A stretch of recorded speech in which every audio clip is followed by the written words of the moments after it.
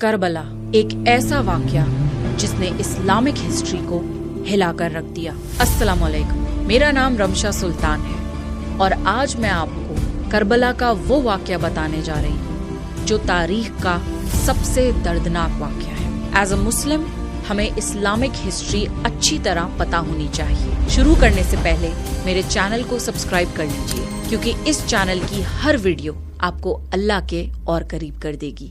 تو چلیے جانتے ہیں کہ کربلا کے میدان میں آخر ہوا کیا تھا۔ تصور کیجئے کربلا کا میدان، دور دور تک پھیلا ہوا ریگستان، سورج کی بے رحم تپش، ہوا میں اڑتی ہوئی گرد اور پیاس سے تڑپتے ہوئے بچے۔ میدان کے دوسرے کنارے پر کھڑے ہوئے حضرت حسین رضی اللہ تعالی عنہ، محمد صلی اللہ علیہ وسلم کے نواسے، اپنے لشکر کے ساتھ سر بلند، قدم مضبوط اور حق پر قائم۔ کربلا صرف ایک جنگ نہیں تھی، یہ ایک ایسا واقعہ تھا جس نے اسلامک ہسٹری کو ہمیشہ کے لیے ہلا کر رکھ دیا۔ لیکن کربلا کا واقعہ 10 محرم کے اس میدان سے شروع نہیں ہوتا۔ اصل کہانی اس سے بہت پہلے شروع ہو چکی تھی۔ اس کے پیچھے بہت سارے واقعات، سیاسی تبدیلیاں اور فیصلے موجود تھے جس نے آخر کار اس تاریخی لمحے کی بنیاد رکھی۔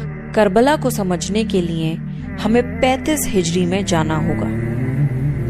حضرت عثمان بن عفان رضی اللہ تعالیٰ عنہ اب کافی بزرگ ہو چکے تھے۔ آپ مسلمان امت کے خلیفہ تھے اور کئی سالوں سے ذمہ داری کو نبھا رہے تھے، لیکن اس وقت مسلمز کے بیچ پولیٹیکل ٹینشنز بڑھتی جا رہی تھیں، مختلف لوگوں کی شکایتیں تھیں، مختلف رائے تھیں اور حالات دھیرے دھیرے سیریس ہوتے جا رہے تھے۔ مدینہ میں سچویشن اتنی ٹینس ہو گئی کہ حضرت عثمان رضی اللہ تعالیٰ عنہ کی جان کو خطرہ پیدا ہو گیا۔ کئی صحابہ انہیں پروٹیکٹ کرنا چاہتے تھے۔ حضرت علی رضی اللہ تعالیٰ عنہ نے اپنے دونوں بیٹوں حضرت حسن اور حضرت حسین رضی اللہ تعالیٰ عنہ کو بھی بھیجا تاکہ وہ حضرت عثمان رضی اللہ تعالیٰ عنہ کی حفاظت میں کھڑے رہیں، لیکن حضرت عثمان رضی اللہ تعالیٰ عنہ نے اس بات کو پسند نہیں کیا کیونکہ وہ نہیں چاہتے تھے کہ ان کی وجہ سے رسول اللہ صلی اللہ علیہ وسلم کے شہر میں مسلمانوں کا خون بہے۔ اور پھر وہ لمحہ آ گیا جس نے مسلم تاریخ کا رخ بدل دیا۔ کچھ لوگ گھر میں داخل ہوئے اور حضرت عثمان بن عفان رضی اللہ تعالیٰ عنہ کو شہید کر دیا۔ اس وقت آپ قرآن کی تلاوت کر رہے تھے اور جب انہیں شہید کیا گیا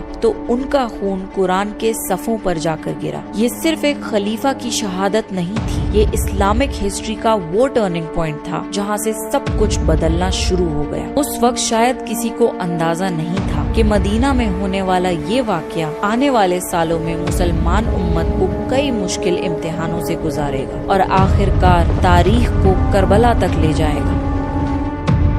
حضرت عثمان رضی اللہ تعالیٰ عنہ کی شہادت کے بعد مسلمان امت ایک بہت نازک موڑ پر کھڑی تھی۔ اب ایک نئے خلیفہ کی ضرورت تھی۔ حضرت علی ابن ابی طالب رضی اللہ تعالیٰ عنہ کو خلیفہ چنا گیا۔ آپ رسول اللہ صلی اللہ علیہ وسلم کے چچا زاد بھائی تھے اور داماد بھی تھے، یعنی محمد صلی اللہ علیہ وسلم کی بیٹی فاطمہ رضی اللہ تعالیٰ عنہ کے ہسبینڈ، اور صحاباؤں میں حضرت علی رضی اللہ تعالیٰ عنہ کا بہت بلند مقام تھا۔ اسی کے ساتھ مسلمان قوم ایک نئے دور میں داخل ہو گئی۔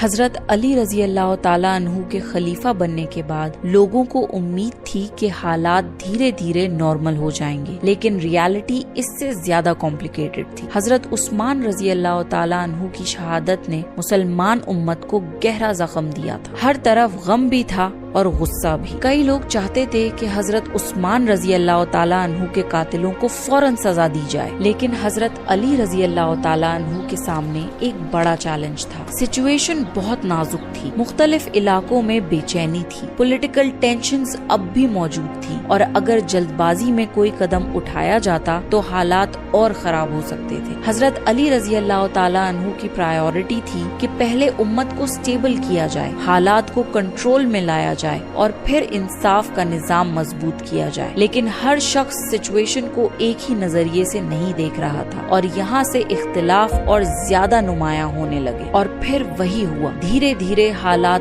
اس موڑ پر پہنچنے لگے جہاں اختلاف صرف رائے کا اختلاف نہیں رہا۔ اب مسلمان ایک بڑے امتحان کی طرف بڑھ رہے تھے اور اس امتحان کا نام تھا جنگ جمال۔ جنگ جمال مسلم تاریخ کے ان واقعات میں سے ہے جسے سمجھنے کے لیے جذبات سے زیادہ انصاف کی ضرورت ہوتی ہے۔ آج جب لوگ اس واقعہ کو دیکھتے ہیں تو اکثر صرف نتیجہ دیکھتے ہیں، لیکن اس وقت کسی کو نہیں پتا تھا کہ آگے کیا ہونے والا ہے۔ ایک طرف حضرت علی رضی اللہ تعالیٰ عنہ تھے، مسلمان امت کے خلیفہ، اور دوسری طرف حضرت عائشہ رضی اللہ تعالیٰ عنہا، حضرت طلحہ رضی اللہ تعالیٰ عنہ اور حضرت زبیر رضی اللہ تعالیٰ عنہ جیسی عظیم صحابہ موجود تھے۔ سب اسلام کی خدمت کرنے والے لوگ اور سب اپنی سمجھ کے مطابق امت کی بھلائی چاہتے تھے۔ لیکن پرابلم یہ تھی کہ حضرت عثمان رضی اللہ تعالیٰ عنہ کی شہادت کے بعد پیدا ہونے والی سچویشن اب تک پوری طرح کنٹرول میں نہیں آئی تھی۔ ہر طرف بے چینی تھی، مختلف گروپس موجود تھے اور کئی لوگ اس حالات کا فائدہ اٹھانا چاہتے تھے۔ ایسے ماحول میں غلط فہمیاں پیدا ہونا آسان ہوتا ہے اور بھروسہ ٹوٹنا بھی آسان ہوتا ہے۔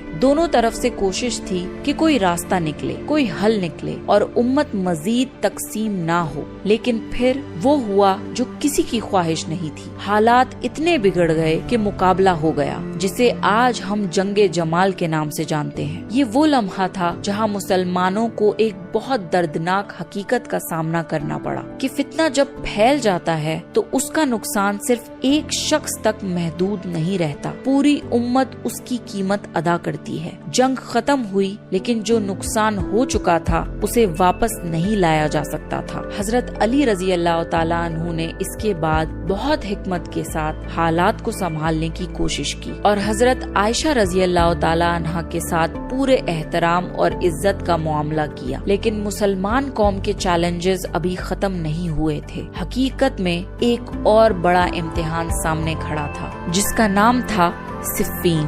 جنگ جمال کے بعد حضرت علی رضی اللہ تعالیٰ عنہ کی خواہش تھی کہ اس امت کو پھر سے اسٹیبلٹی مل جائے، لوگ سکون کی سانس لیں اور جو زخم لگ چکے ہیں وہ دھیرے دھیرے بڑھنے لگے۔ لیکن حالات اتنے آسان نہیں تھے۔ مسلم سلطنت بہت بڑی ہو چکی تھی اور مختلف علاقوں میں مختلف چیلنجز موجود تھے۔ دوسری طرف شام میں حضرت معاویہ رضی اللہ تعالیٰ عنہ موجود تھے۔ آپ رسول اللہ صلی اللہ علیہ وسلم کے صحابی تھے اور شام کے گورنر تھے۔ حضرت معاویہ رضی اللہ تعالیٰ عنہ کا یہ اوپینین تھا کہ حضرت عثمان رضی اللہ تعالیٰ عنہ کے قاتلوں کے خلاف قدم اٹھانا سب سے پہلے ضروری ہے۔ حضرت علی رضی اللہ تعالیٰ عنہ کا یہ اوپینین تھا کہ پہلے پورے نظام کو سٹیبل کرنا ہوگا اور پھر انصاف کا عمل مضبوط طریقے سے آگے بڑھے گا۔ دونوں طرف مقصد ایک ہی تھا، لیکن اپروچ مختلف تھی۔ اسی وجہ سے اختلاف مزید گہرا ہوتا گیا۔ سچویشن دھیرے دھیرے اس پوائنٹ پر پہنچ گئی جہاں دونوں لشکر صفین نام کے مقام پر آمنے سامنے آ گئے۔ لیکن دونوں طرف بہت سے لوگ ایسے بھی تھے جو جنگ نہیں چاہتے تھے، جو چاہتے تھے کہ کوئی راستہ نکلے، کوئی حل نکلے اور مسلمان ایک دوسرے کے سامنے تلوار لے کر نہ کھڑے ہوں۔ کئی دن تک بات چیت ہوتی رہی، کوششیں ہوتی رہی، لیکن آخرکار مقابلہ شروع ہو گیا۔ یہ مسلمان تاریخ کے سب سے دردناک لمحوں میں سے ایک تھا، کیونکہ دونوں طرف کلمہ پڑھنے والے لوگ تھے۔ جنگ چلتی رہی اور پھر ایک ایسا لمحہ آیا جس نے پوری سچویشن کو بدل دیا۔ جب حضرت علی رضی اللہ تعالیٰ عنہ کی فوج جیتنے لگی تو شام کی فوج کے کچھ لوگوں نے اپنے نیزوں پر قرآن اٹھا دیا۔ پیغام صاف تھا، قرآن کو فیصلہ کرنے دیجیے۔ اب مسلمان لشکر کے سامنے ایک نیا چیلنج تھا، جنگ جاری رکھی جائے یا قرآن کی طرف بلانے والی اس اپیل کو قبول کیا جائے۔ یہیں سے مسلمان تاریخ ایک اور پوشیدہ موڑ میں داخل ہو گئی، کیونکہ جو فیصلہ اب ہونے والا تھا اس کے اثرات بہت دور تک جانے والے تھے، اور اسی فیصلے سے ایک نیا گروہ پیدا ہوا جسے تاریخ خوارج کے نام سے یاد کرتی ہے۔ یہ ایک ایسا گروہ تھا جو شروع میں حضرت علی رضی اللہ تعالیٰ عنہ کے ساتھ تھے، لیکن جب تحکیم یعنی آربیٹریشن کا فیصلہ ہوا تو انہوں نے اسی فیصلے پر اعتراض کرنا شروع کر دیا۔ ان کا کہنا تھا فیصلہ صرف اللہ کا ہونا چاہیے اور کسی انسان کو فیصلہ کرنے کا حق نہیں ہے۔ حضرت علی رضی اللہ تعالیٰ عنہ نے انہیں سمجھانے کی بہت کوشش کی، دلائل دیے، گفتگو کی، لیکن ہر گروہ میں کچھ لوگ ایسے ہوتے ہیں جو اپنی رائے کو ہی حق سمجھنے لگتے ہیں۔ دھیرے دھیرے خوارج اور زیادہ سخت ہو گئے اور پھر دھیرے دھیرے انہوں نے ان مسلمانوں کو بھی نشانہ بنانا شروع کر دیا جو ان سے اگری نہیں کرتے تھے۔ سچویشن اب بہت ڈینجرس ہو چکی تھی کیونکہ اب چیلنج صرف سیاسی نہیں رہا تھا، اب مسئلہ سیکیورٹی اور سٹیبلٹی کا بھی تھا۔ حضرت علی رضی اللہ تعالیٰ عنہ نے پوری کوشش کی تھی کہ امت کو مزید نقصان نہ پہنچے، لیکن حالات روز بروز مشکل ہوتے جا رہے تھے۔ اور پھر 40 ہجری کوفہ، فجر کے وقت حضرت علی رضی اللہ تعالیٰ عنہ مسجد کی طرف جا رہے تھے۔ وہی علی جو بچپن سے رسول اللہ صلی اللہ علیہ وسلم کے ساتھ رہے، وہی علی جنہوں نے ہر مشکل وقت میں اسلام کا ساتھ دیا، وہی علی جن کا علم اور بہادری میں کوئی مقابلہ نہیں تھا، لیکن اس صبح ایک خرجی نے علی رضی اللہ تعالیٰ عنہ پر حملہ کر دیا۔ پوری مسلمان امت میں صدمے کی لہر دوڑ گئی اور کچھ دنوں بعد حضرت علی ابن ابی طالب رضی اللہ تعالیٰ عنہ اس دنیا سے رخصت ہو گئے، اور اب رسول اللہ صلی اللہ علیہ وسلم کے گھرانے میں سے ایک اور عظیم ہستی امت کی لیڈرشپ کے مرکز میں آنے والی تھی، حضرت حسن ابن علی رضی اللہ تعالیٰ عنہ، رسول اللہ صلی اللہ علیہ وسلم کے نواسے، حضرت علی رضی اللہ تعالیٰ عنہ کے بیٹے اور اہل بیت کے عظیم افراد میں سے ایک۔ لیکن حضرت حسن رضی اللہ تعالیٰ عنہ کے سامنے جو چیلنج تھا وہ کسی بھی لیڈر کے لیے آسان نہیں تھا، کیونکہ مسلمان امت اب بھی سخت سیاسی اور سماجی ٹینشنز کا سامنا کر رہی تھی، اور آنے والا فیصلہ مسلمان تاریخ کے سب سے اہم فیصلوں میں سے ایک بننے والا تھا۔ حضرت علی رضی اللہ تعالیٰ عنہ کی شہادت کے بعد حضرت حسن رضی اللہ تعالیٰ عنہ مسلمان امت کے خلیفہ بنے۔ اس وقت مسلمان قوم دو بڑے پولیٹیکل سینٹرز میں تقسیم نظر آ رہی تھی۔ ایک طرف عراق تھا جہاں حضرت حسن رضی اللہ تعالیٰ عنہ کو سپورٹ حاصل تھا، اور دوسری طرف شام تھا۔ آج کے دور میں شام سے مراد سیریا اور اس کے آس پاس کے علاقے سمجھے جا سکتے ہیں۔ اس وقت شام کے گورنر حضرت معاویہ رضی اللہ تعالیٰ عنہ تھے۔ حضرت معاویہ رضی اللہ تعالیٰ عنہ کوئی عام شخصیت نہیں تھے، وہ رسول اللہ صلی اللہ علیہ وسلم کے صحابی تھے اور کئی سالوں سے اس پورے ریجن کو مینیج کر رہے تھے۔ ان کے پاس ایک مضبوط ایڈمنسٹریشن تھی، ایک ڈسپلنڈ آرمی تھی، اور بہت سے لوگ انہیں ایک اسٹرانگ لیڈر کے طور پر دیکھتے تھے۔ اب مسلمان امت ایک بہت نازک موڑ پر کھڑی تھی۔ ایک طرف حضرت حسن رضی اللہ تعالیٰ عنہ تھے اور دوسری طرف حضرت معاویہ رضی اللہ تعالیٰ عنہ تھے۔ حضرت حسن رضی اللہ تعالیٰ عنہ جانتے تھے کہ اگر آج دونوں طرف سے لشکر نکلے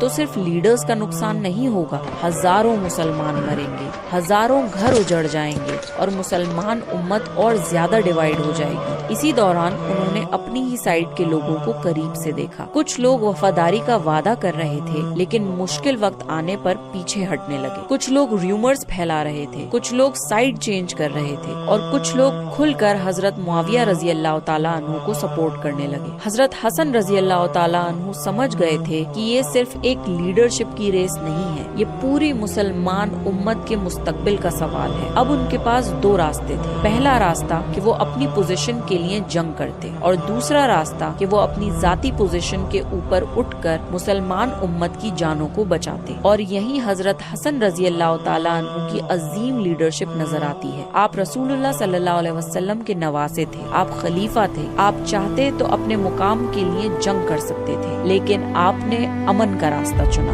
آپ نے صلح کو چنا، آپ نے مسلمانوں کے خون کو اپنی پوزیشن سے زیادہ اہمیت دی۔ اور پھر حضرت حسن رضی اللہ تعالیٰ عنہ نے خلیفہ کی پوزیشن سے سٹیپ ڈاؤن ہونے کا فیصلہ کر لیا۔ یہ فیصلہ کمزوری کا نہیں تھا، یہ فیصلہ بہت بڑی ہمت کا تھا، کیونکہ کبھی کبھی تلوار اٹھانا آسان ہوتا ہے لیکن اپنے ایگو کو سائڈ پر رکھ کر امن کو چننا اس سے بھی زیادہ مشکل ہوتا ہے۔ اسی واقعے کے بارے میں محمد صلی اللہ علیہ وسلم نے سالوں پہلے فرمایا تھا، میرا یہ بیٹا سردار ہے اور اللہ اس کے ذریعے مسلمانوں کے دو بڑے گروہوں میں صلح کروائے گا۔ اور واقعی حضرت حسن رضی اللہ تعالیٰ عنہ نے ایسا ہی کیا۔ انہوں نے ایک ایسی سول وار روک دی جو شاید پوری مسلم دنیا کو ہلا کر رکھ دیتی۔ حضرت حسن اور معاویہ رضی اللہ تعالیٰ عنہ کی صلح کے بعد مسلمان دنیا میں ایک نئی سٹیبلٹی نظر آنے لگی۔ کئی سالوں سے چلنے والی سیاسی ٹینشنز میں کمی آئی اور لوگوں نے سکون کی سانس لی۔ وقت گزرتا گیا، لیکن پھر اہل بیت پر ایک اور غم آیا۔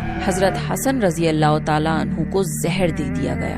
وہ سخت بیمار ہو گئے۔ ان کے زہر کا اثر اتنا سخت تھا کہ حضرت حسن رضی اللہ تعالیٰ عنہ شدید درد اور کمزوری سے گزرے۔ ان کی طبیعت دن بدن خراب ہوتی چلی گئی۔ حضرت حسین رضی اللہ تعالیٰ عنہ اپنے بھائی سے ملنے آئے اور ان سے پوچھا، کیا آپ مجھے بتائیں گے یہ کس نے کیا ہے؟ لیکن حضرت حسن رضی اللہ تعالیٰ عنہ نے کسی کا نام لینا پسند نہیں کیا۔ آپ نہیں چاہتے تھے کہ آپ کے بعد ایک اور فتنہ کھڑا ہو، ایک اور خون ریزی شروع ہو، اور پھر حضرت حسن رضی اللہ تعالیٰ عنہ اس دنیا سے رخصت ہو گئے۔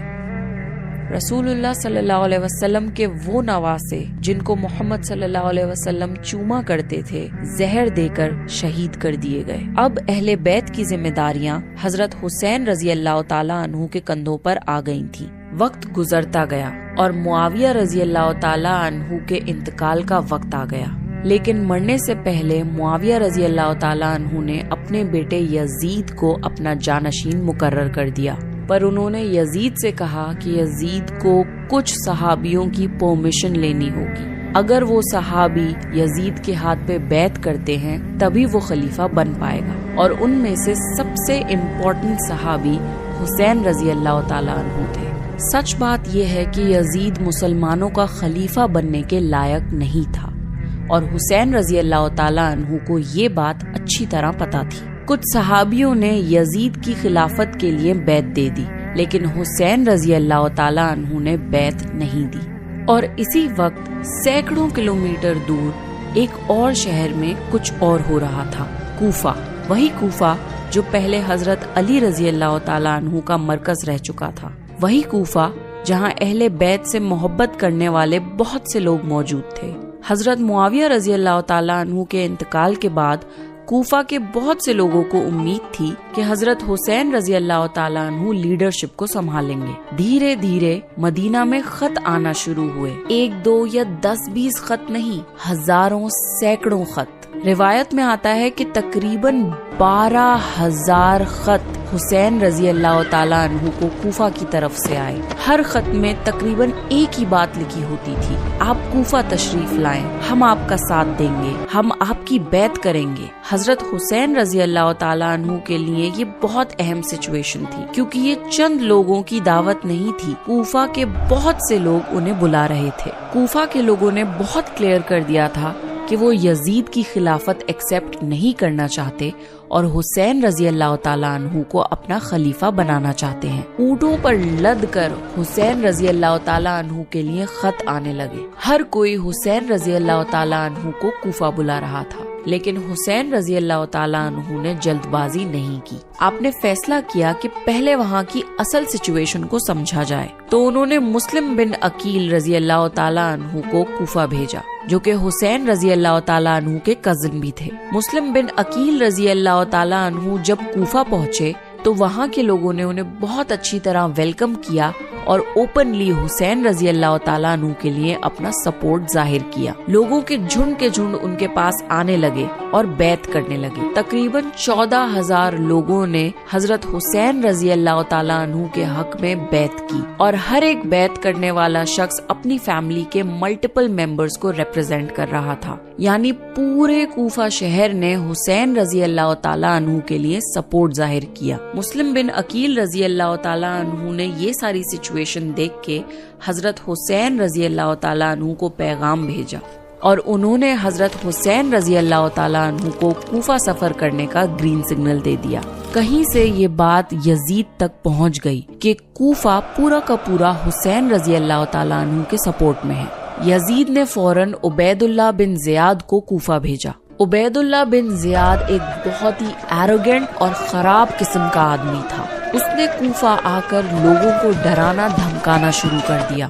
دھیرے دھیرے لوگ اپنے ڈیسیژن سے ہٹنے لگے، لوگوں پر پریشر ڈالا گیا، قبیلے کے سرداروں کو بلایا گیا، دھمکیاں دی گئیں، اور دھیرے دھیرے جو لوگ کل تک سپورٹ کا وعدہ کر رہے تھے وہ پیچھے ہٹنا شروع ہو گئے۔ मुस्लिम बिन अकील रजी अल्लाह ताला अन्हु देखते ही देखते तन्हा होते चले गए। हजारों लोगों की बैत चंद अफराद में बदल गई और फिर वो भी छोड़कर चले गए। फिर उबैदुल्लाह बिन जियाद ने मुस्लिम बिन अकील को गिरफ्तार कर लिया और फिर उन्हें बहुत बेरहमी से किले की छत पर ले जाया गया और वहाँ से नीचे फेंककर शहीद कर दिया गया। मुस्लिम बिन अकील ने आखिरी ख्वाहिश ये जाहिर करी कि तुम चाहे मुझे मार दो, लेकिन हुसैन रजी अल्लाह ताला अन्हु तक ये मैसेज पहुँचा दो कि वो कूफा ना आए। सबसे दर्दनाक बात ये थी कि उस वक्त हजरत हुसैन रजी अल्लाह ताला अन्हु अपना सफर शुरू कर चुके थे और उन्हें अभी तक कूफा की बदली हुई सिचुएशन के बारे में कुछ भी नहीं पता था। हुसैन रजी अल्लाह ताला अन्हु सफर करके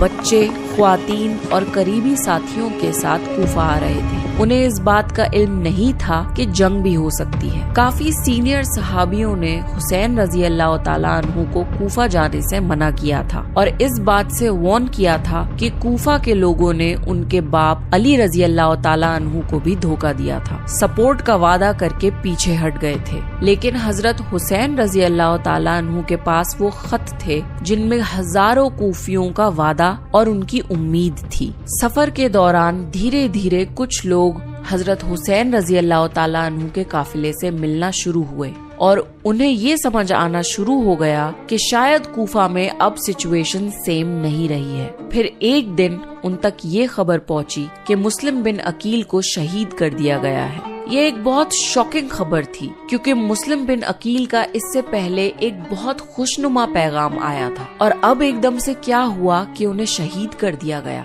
हजरत हुसैन रजी अल्लाह ताला अन्हु ने अपने काफिले को वहीं रोककर वापस जाने का इरादा जाहिर किया, लेकिन मुस्लिम बिन अकील के बेटे और कुछ रिश्तेदार वहाँ मौजूद थे जो उनकी शहादत के बारे में सुनकर बहुत गुस्से में थे और उन्होंने हुसैन रजी अल्लाह ताला अन्हु को कन्विंस किया कि हमें कूफा जाना चाहिए ताकि वो अपने बाप का बदला ले सकें और वहाँ पर कूफा के लोग तो उन्हें सपोर्ट करने के लिए हैं ही। फिर हजरत हुसैन रजी अल्लाह ताला अन्हु ने सब लोगों को इकट्ठा किया और उन्हें समझाया कि अब सिचुएशन पहले जैसी नहीं रही है, तो अगर यहाँ से कोई वापस जाना चाहता है तो चला जाए। बहुत से लोग ऐसे थे जिन्होंने वापस जाने का इरादा कर लिया, लेकिन बहुत से सहाबा ऐसे थे जो हुसैन रजी अल्लाह ताला अन्हु से मोहब्बत करते थे और उन्हें छोड़कर नहीं गए। इसी दौरान एक लश्कर काफिले के करीब आया। ये हूर इब्न यजीद का लश्कर था। हूर को जिम्मेदारी दी गई थी कि हजरत हुसैन रजी अल्लाह ताला अन्हु को कूफा पहुंचने से रोका जाए। हूर और हजरत हुसैन रजी अल्लाह ताला अन्हु के दरमियान काफी गुफ्तगू हुई। हजरत हुसैन रजी अल्लाह ताला अन्हु ने उन्हें कूफा के लोगों के खत दिखाए। उन्हें बताया कि मुझे यहाँ बुलाया गया है, मैं अपनी मर्जी से यहाँ नहीं आया। और फिर हजरत हुसैन रजी अल्लाह ताला अन्हु ने एक बात कही, अगर अब लोग अपनी राय बदल चुके हैं तो मैं वापस लौट जाऊंगा। हुसैन रजी अल्लाह ताला अन्हु ने 3 सॉल्यूशंस दिए। पहला कि उन्हें डायरेक्टली यजीद से मिलवा दिया जाए ताकि डायरेक्ट बातचीत हो सके। दूसरा, उन्हें मक्का वापस जाने दिया जाए, या तीसरा उन्हें कहीं भी और मक्का के करीब जाने दिया जाए ताकि वो यहाँ से जा सके। जब ये कंडीशंस उबैदुल्लाह बिन जियाद तक पहुँचाई गई तो उसने इन तीनों कंडीशंस को रिजेक्ट कर दिया और उसने बोला कि या तो हुसैन रजी अल्लाह ताला अन्हु यजीद के हक में बैत देंगे या फिर जंग होगी। उबैदुल्लाह बिन जियाद एक बहुत ही एरोगेंट और खराब किस्म का आदमी था। उसने कहा कि हुसैन रजी अल्लाह ताला अन्हु को उसके कोर्टयार्ड में आकर उसका हाथ चूमकर बैत देनी होगी। हुसैन रजी अल्लाह ताला अन्हु ने ये बात नहीं मानी। अब हुसैन रजी अल्लाह ताला अन्हु का काफिला ना ही अपनी मंजिल कूफा पहुंच सकता था और ना ही वापस मक्का लौट सकता था। उनके पूरे काफिले को बीच में ही ट्रैप कर लिया गया था। एक खुले रेगिस्तान के नीचे तेज धूप में और बगैर पानी के हुसैन रजी अल्लाह ताला अन्हु का काफिला वहीं पे स्टक हो गया। हजरत हुसैन रजी अल्लाह ताला अन्हु ने अपने काफिले के लिए खैमे लगवाना शुरू किए। बच्चे भी साथ थे, ख्वातीनें भी और सहाबी भी, जिन्होंने हर सूरत में साथ निभाने का फैसला किया था। दिन गुजरते गए और कूफा की तरफ से फौजें आती गईं। हजरत हुसैन रजी अल्लाह ताला अन्हु ने कई मर्तबा गुफ्तगू करने की कोशिश की। उन्होंने बताया कि वो कोई जंग के इरादे से नहीं आए थे, लेकिन हर गुजरते दिन के साथ सिचुएशन और मुश्किल होती चली जा रही थी। फिर एक ऐसा हुक्म आया جس نے کربلا کی پوری صورتحال بدل دی۔ حضرت حسین رضی اللہ تعالیٰ عنہ کے قافلے پر پانی کی رسائی محدود کر دی گئی۔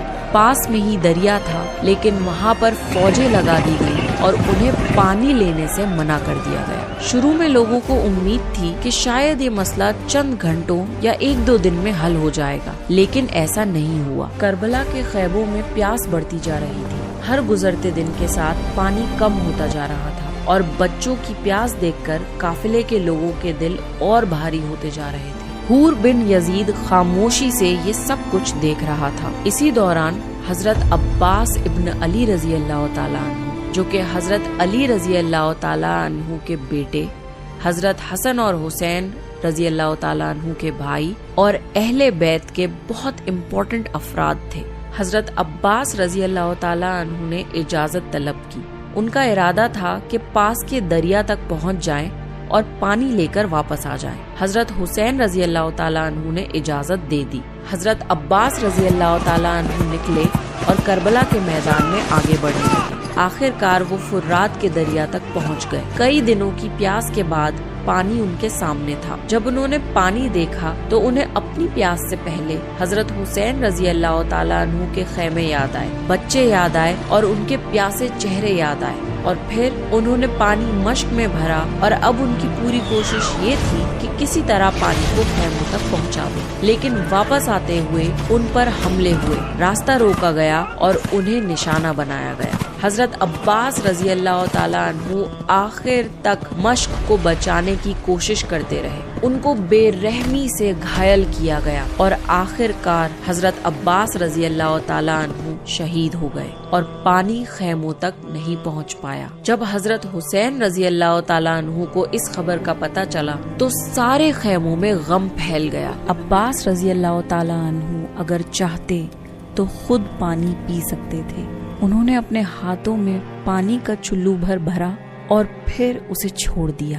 انہیں یہ گوارا نہیں ہوا کہ وہ اپنے قبیلے کے پیاسے بچے اور عورتوں سے پہلے خود پانی پی لیں۔ انہوں نے پانی کی مشک کو بھرا اور اپنے گھوڑے پر سوار ہو گئے۔ کربلا کے میدان میں ٹینشن اپنے عروج پر تھی۔ حضرت حسین رضی اللہ تعالیٰ عنہ کا قافلہ کئی دنوں سے وہاں موجود تھا۔ امام حسین رضی اللہ تعالیٰ عنہ کے ساتھی صرف 70 یا 80 لوگ تھے اور ان کے سامنے یزید کی 4000 سولجرز کی آرمی تھی۔ یزید کے فوجیوں نے اٹیک کا ارادہ کر لیا اور جنگ کی تیاریاں تیز ہونے لگی۔ حضرت حسین رضی اللہ تعالیٰ عنہ نے پیغام بھیجا اور 1 اور رات کی مہلت مانگی۔ وہ شاید جانتے تھے کہ اس دنیا میں یہ ان کی آخری رات ہے اور وہ یہ رات اللہ کی عبادت میں گزارنا چاہتے تھے۔ اس رات خیموں میں قرآن کی تلاوت ہو رہی تھی، دعائیں کی جا رہی تھیں اور ہر کوئی اللہ کی عبادت کر رہا تھا۔ پھر حضرت حسین رضی اللہ تعالیٰ عنہ نے اپنے ساتھیوں کو جمع کیا اور بڑی سچائی سے فرمایا، کل کا دن بہت سخت ہوگا، جو جانا چاہتا ہے وہ چلا جائے، میں کسی کو نہیں روکوں گا اور کسی کو بھی چلے جانے کا گناہ نہیں ہوگا۔ سوچئے، اندھیری رات، سامنے ہزاروں کی فوج اور موت قریب۔ یہ وہ موقع تھا جہاں لوگ اپنی جان بچانے کے لیے نکل سکتے تھے، لیکن کوئی نہیں گیا، ایک بھی شخص نہیں۔ ان سب نے امام حسین ابن علی رضی اللہ تعالیٰ عنہ کے ساتھ کھڑے رہنے کا فیصلہ کیا، کیونکہ حسین ابن علی رضی اللہ تعالیٰ عنہ حق پر تھے اور سچ کے ساتھ کھڑے ہونا ہر مسلمان کا فرض ہے۔ 10 محرم کی صبح ہو چکی تھی، لیکن یہ کوئی عام صبح نہیں تھی۔ یہ وہ صبح تھی جسے مسلم تاریخ کبھی نہیں بھول پائے گی۔ امام حسین رضی اللہ تعالیٰ عنہ اور ان کے ساتھیوں نے فجر کی نماز ادا کری۔ پھر حضرت حسین رضی اللہ تعالیٰ عنہ نے اپنے ساتھیوں کو دیکھا، وہ لوگ جو جانتے تھے کہ آج کا دن ان کی زندگی کا آخری دن ہو سکتا ہے، لیکن پھر بھی کوئی پیچھے نہیں ہٹا، کوئی بھاگا نہیں، کوئی اپنا فیصلہ بدل کر نہیں گیا۔ حضرت حسین رضی اللہ نے انہیں نصیحت دی کہ اللہ کو یاد کرو اور صبر اور استقامت کی تلقین کی۔ دوسری طرف ہزاروں کا لشکر تیار کھڑا تھا۔ جب دونوں لشکر آمنے سامنے کھڑے تھے تب حر ابن یزید کا دل لرز رہا تھا۔ ان کا ضمیر اس بات پر گواہی نہیں دے رہا تھا کہ وہ کیسے حسین رضی اللہ تعالیٰ عنہ کے اگینسٹ کھڑے ہو سکتے ہیں، جبکہ حسین رضی اللہ تعالیٰ عنہ تو محمد صلی اللہ علیہ وسلم کے نواسے ہیں۔ حر نے فرمایا، मैं अपने आप को जन्नत और जहन्नम के दरमियान देख रहा हूँ। और फिर उन्होंने एक ऐसा डिसीजन लिया जो कि शायद ही कभी कोई लेता होगा। उन्होंने अपना घोड़ा मोड़ दिया और हजारों की पावरफुल फौज छोड़कर वो हजरत हुसैन रजी अल्लाह ताला अन्हु के पास आ गए। उनकी आंखों में आंसू थे और दिल में नदामत। और फिर उन्होंने माफी मांगी। हुसैन रजी अल्लाह ताला अन्हु ने उन्हें माफ कर दिया। आखिर हुसैन मोहम्मद सल्लल्लाहु अलैहि वसल्लम के नवासे भी तो थे। ये करबला का एक और सबक था कि जब इंसान सच को पहचान ले तो उसके पास वापस लौटने का मौका होता है। और फिर जंग शुरू हुई। हजरत हुसैन रजी अल्लाह अन्हु के साथी एक एक करके मैदान में उतरने लगे। उनमें हुर रजी अल्लाह ताला अन्हु भी थे, एक ऐसा आदमी जिन्होंने वफादारी का वो सबूत दिया जो हिस्ट्री में लिखा जाता है। कुछ ही देर बाद हुर रजी अल्लाह ताला अन्हु शहादत का रुतबा पा गए। हर गुजरते लम्हे के साथ काफिला छोटा होता जा रहा था, लेकिन फिर करबला के मैदान में एक ऐसा मंजर देखने को मिला जो आज भी मुसलमानों को सोचने पर मजबूर कर देता है। जोहर की नमाज का वक्त हो चुका था। सोचिए, एक तरफ जंग चल रही है, तलवारें चल रही हैं, तीर चल रहे हैं और मौत हर लम्हे करीब है, लेकिन उस वक्त भी इमाम हुसैन रजी अल्लाह ताला अन्हु ने नमाज को नहीं छोड़ा। नमाज के लिए सफ बनाई गई और रिवायत में आता है कि कुछ साथी इमाम हुसैन रजी अल्लाह ताला अन्हु के सामने खड़े हो गए ताकि नमाज के दौरान आने वाले तीरों को अपने जिस्म पर ले सकें। सोचिए, वो लोग अपनी जान बचाने के लिए नहीं खड़े थे, वो नमाज बचाने के लिए खड़े थे। वो इमाम हुसैन रजी अल्लाह ताला अन्हु को प्रोटेक्ट करने के लिए खड़े थे। और फिर करबला के मैदान में तीरों के साए में नमाज अदा की गई। ये सिर्फ एक नमाज नहीं थी, ये पूरी उम्मत के लिए एक पैगाम था कि अगर करबला के मैदान में जंग के दौरान नमाज नहीं छोड़ी गई तो हम अपनी रोजमर्रा की जिंदगी में उसे किस बहाने से छोड़ रहे हैं। नमाज मुकम्मल हुई, लेकिन करबला का इम्तिहान अब और सख्त होने वाला है। हजरत हुसैन रजी अल्लाह ताला अन्हु के साथी एक एक कर शहीद हो रहे थे। और फिर जंग के मैदान में अहले बैत यानी मोहम्मद सल्लल्लाहु अलैहि वसल्लम की फैमिली के जवान मर्द एक एक करके उतरने लगे। उनमें से हजरत अली अकबर रजी अल्लाह ताला अन्हु भी थे, जो कि हजरत हुसैन रजी अल्लाह ताला अन्हु के जवान बेटे थे। रिवायत में आता है कि वो शक्ल, अखलाक और गुफ्तगू में रसूलुल्लाह सल्लल्लाहु अलैहि वसल्लम से बहुत मुशाबहात रखते थे। अली अकबर रजी अल्लाह ताला अन्हु ने अपने वालिद हुसैन रजी अल्लाह ताला अन्हु से इजाजत मांगी। हजरत हुसैन रजी अल्लाह ने अपने जवान बेटे को देखा और इजाजत दे दी। सोचिए, एक बाप अपने बेटे को जंग के मैदान में भेज रहा था और जानता था कि शायद ये आखिरी मुलाकात है। अली अकबर रजी अल्लाह मैदान में उतरे और बहादुरी से लड़े और फिर शहादत का रुतबा पा गए। इमाम हुसैन रजी अल्लाह ताला अन्हु ने अपने जवान बेटे को भी अल्लाह की राह में कुर्बान कर दिया। खैमों में पानी की कमी बहुत ज्यादा शदीद हो चुकी थी। हजरत अब्बास रजी अल्लाह ने बहुत बहादुरी से पानी लाने की कोशिश की थी, लेकिन वो बेरहमी से शहीद कर दिए गए थे। उनकी शहादत के बाद खैमों में पानी की आखिरी उम्मीद भी खत्म हो गई थी। कई दिनों की प्यास ने सबको कमजोर कर दिया था। बच्चे प्यास से बिलक रहे थे। डिहाइड्रेशन इतनी ज्यादा थी कि माओ का दूध भी खुश्क हो गया था। हर तरफ एक ही पुकार सुनाई देती थी, पानी, और फिर हजरत हुसैन रजी अल्लाह अन्हु ने अपने सबसे छोटे बेटे को अपनी बाहों में उठाया और बाहर लेकर आए। ये अली असगर रजी अल्लाह अन्हु थे, जिनकी उम्र सिर्फ 6 महीने थी। एक मासूम बच्चा, ना उसके हाथ में तलवार थी, ना वो जंग कर सकता था। इमाम हुसैन रजी अल्लाह अन्हु ने अपने छोटे बेटे को उठाकर यजीदियों को दिखाया और फरमाया, अगर मुझे पानी नहीं देना चाहते तो इस मासूम बच्चे को तो पानी दे दो। कुछ लम्हों के लिए मैदान में खामोशी छा गई, लेकिन फिर एक तीर छोड़ा गया और वो तीर अली असगर रजी अल्लाह अन्हु को जा लगा।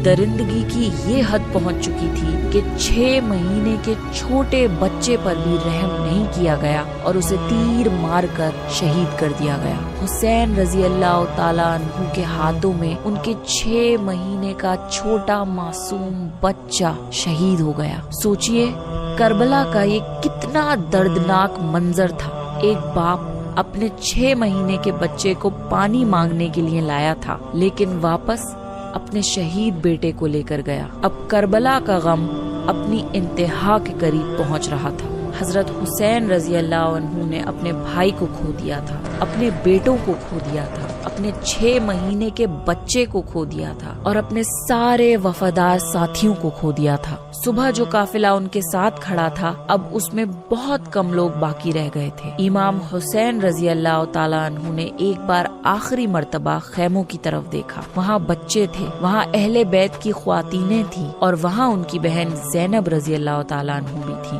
یہ شاید ان کی آخری نظر تھی۔ پھر امام حسین رضی اللہ تعالیٰ عنہ میدان کی طرف بڑھے۔ یہ وہ شخص تھے جنہیں محمد صلی اللہ علیہ وسلم اپنے کندھوں پر بٹھایا کرتے تھے۔ یہ فاطمہ رضی اللہ تعالیٰ عنہ کے بیٹے تھے، یہ علی رضی اللہ تعالیٰ عنہ کے بیٹے تھے، یہ محمد صلی اللہ علیہ وسلم کے نواسے تھے۔ لیکن آج وہ کربلا کے میدان میں تنہا کھڑے تھے۔ امام حسین رضی اللہ تعالیٰ عنہ نے آخری لمحوں تک بہادری اور استقامت کا مظاہرہ کیا۔ ہر طرف سے حملے ہو رہے تھے لیکن امام حسین رضی اللہ تعالیٰ عنہ پیچھے نہیں۔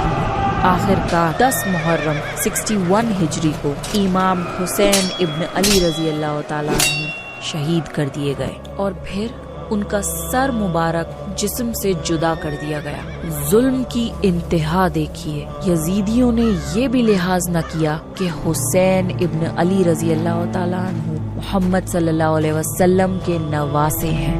یہ اسلامک ہسٹری کا سب سے دردناک منظر تھا۔ خیموں میں چیخ پکار اٹھ گئی۔ امام حسین رضی اللہ تعالیٰ عنہ کو شہید کر دیا گیا اور ان کا سر مبارک الگ کر دیا گیا تھا۔ روایت میں آتا ہے کہ محمد صلی اللہ علیہ وسلم کو پہلے ہی بتا دیا گیا تھا کہ ایک دن ان کے نواسے حسین رضی اللہ تعالیٰ عنہ کو شہید کر دیا جائے گا۔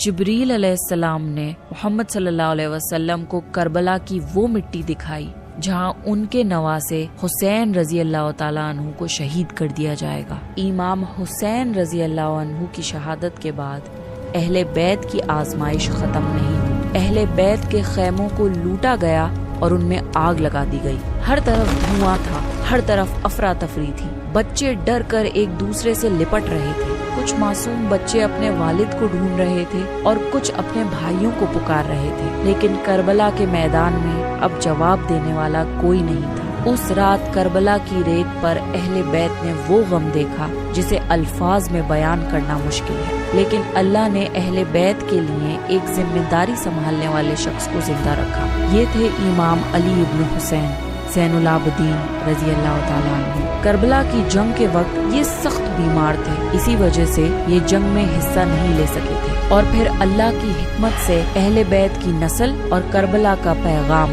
ان کے ذریعے آگے چلا۔ اگلی صبح اہل بیت کی خواتینیں اور بچوں کو قیدیوں کی صورت میں کربلا سے روانہ کیا گیا۔ جس کوفہ نے امام حسین رضی اللہ عنہ کو خط لکھ کر بلایا تھا، آج وہی کوفہ ان کے گھرانے کو قیدیوں کی صورت میں دیکھنے والا تھا۔ جب قافلہ قریب پہنچا تو لوگ دیکھنے کے لیے جمع ہونے لگے۔ کسی کو معلوم نہیں تھا کہ یہ قیدی کون ہے، لیکن پھر دھیرے دھیرے لوگوں کو ریئلائز ہونے لگا یہ کوئی عام قیدی نہیں تھے، یہ محمد صلی اللہ علیہ وسلم کے گھرانے کے افراد تھے، یہ علی رضی اللہ تعالیٰ عنہ کا گھرانہ تھا۔ پورا ماحول بدل گیا، لوگوں نے شرم سے اپنی نظریں جھکا لی اور رونے لگے، اور پھر حضرت زینب رضی اللہ تعالیٰ عنہ لوگوں کے سامنے کھڑی ہوئی اور انہوں نے فرمایا، تم رو کیوں رہے ہو؟ جب حسین کو تمہاری ضرورت تھی تب تم کہاں تھے؟ تم نے حسین کو یہاں بلایا تھا، پھر تم نے ان کا ساتھ کیوں چھوڑ دیا؟ کیا تم اللہ کے سامنے اس کا جواب دے سکو گے؟